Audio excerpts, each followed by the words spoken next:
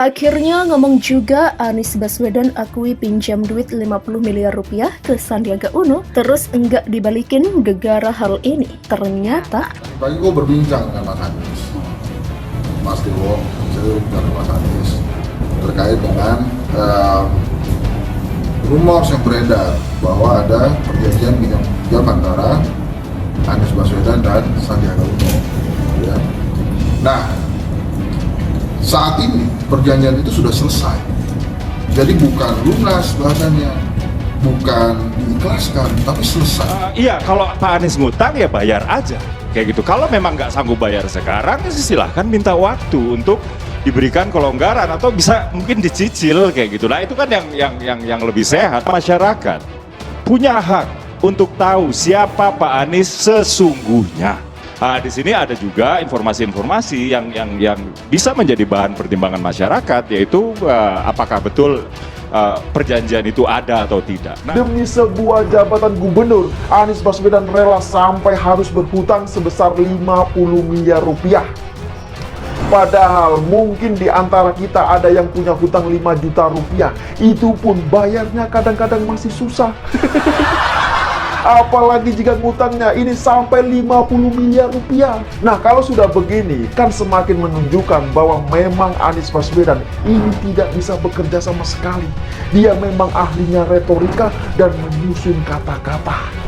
Makanya tidak heran apabila banyak kader yang terhipnotis dengan bualannya. calon presiden usungan Koalisi Perubahan Anies Baswedan akhirnya angkat bicara mengenai rumor utang 50 miliar rupiah yang ia pinjam ke Sandiaga Uno pada Pilkada DKI Jakarta 2027 silam. Anies Baswedan tidak menampik hal ini, pinjaman untuk ongkos pilkada ketika itu diakuinya benar adanya. Pernyataan Anies Baswedan disampaikan kepada pendiri lembaga survei kedai kopi Hendry Satrio ketika keduanya berbicara lewat sambungan telepon beberapa hari lalu. Jadi Mas Anies Baswedan tadi pagi via telepon minta saya menyampaikan hal-hal terkait perjanjian pada saat Pilgub Jakarta kepada teman-teman wartawan. Memang ada perjanjian, kata pria yang karib disapa Hensat ini kepada wartawan. Disebutkan Hensat, utang tersebut memang tak dikembalikan Anies Baswedan sebab dalam perjanjiannya biaya ongkos kampanye pilkada itu tidak akan dikembalikan jika Anies Sandi memenangi perhelatan tersebut. Memang pada pilkada ketika itu Anies Sandi keluar sebagai pemenang mengalahkan Basuki Cahayapurnama dan Jarod Saiful Hidayat. Memang ada perjanjian pinjaman yang kemudian sudah selesai karena Anies Baswedan dan Sandiaga Uno memenangkan Pilgub DKI Jakarta tahun 2017.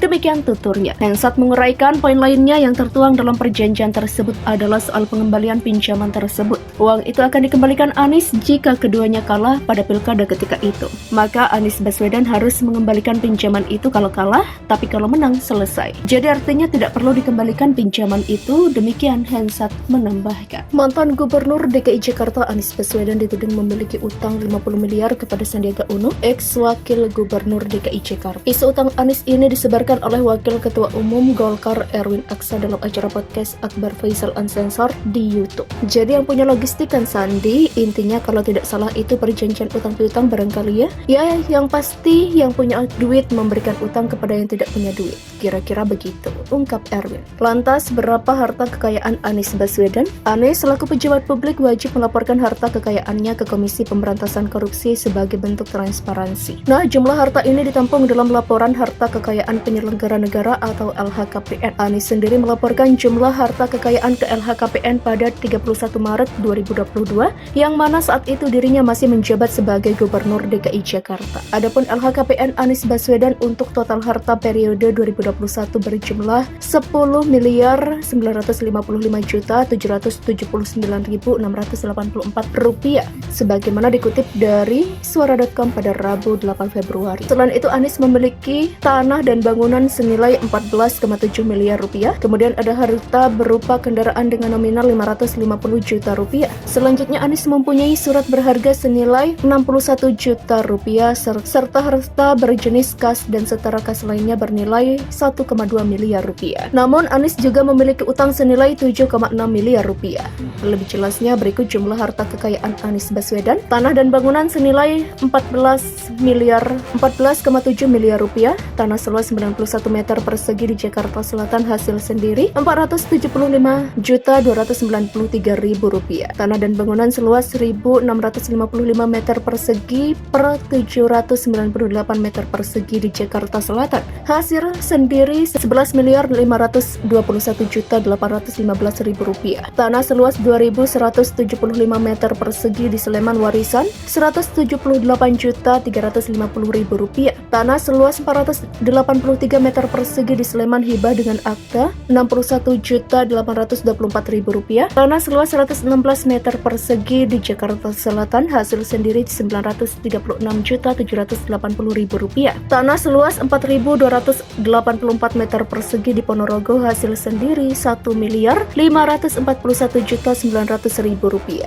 Alat transportasi dan mesin senilai 550 juta rupiah. Mobil Honda Odyssey minibus tahun 2016 hasil sendiri 450 juta rupiah. Motor Vespa Sprint tahun 1968 hibah tanpa akta 50 juta rupiah. Motor Kawasaki EX250V tahun 2018 hasil sendiri 50 juta rupiah. Harta bergerak lainnya senilai 1.367.366.531 rupiah. Surat berharga senilai 61.070.000 rupiah. Kas dan setara kas senilai 1.228.221.107 rupiah. Hasil lainnya senilai 659.991.865 rupiah. Utang senilai 7.666.761.819 rupiah. Total kekayaan sebesar 10.959.779.684 rupiah. Uang itu akan dikembalikan Anies jika keduanya kalah pada pilkada ketika itu.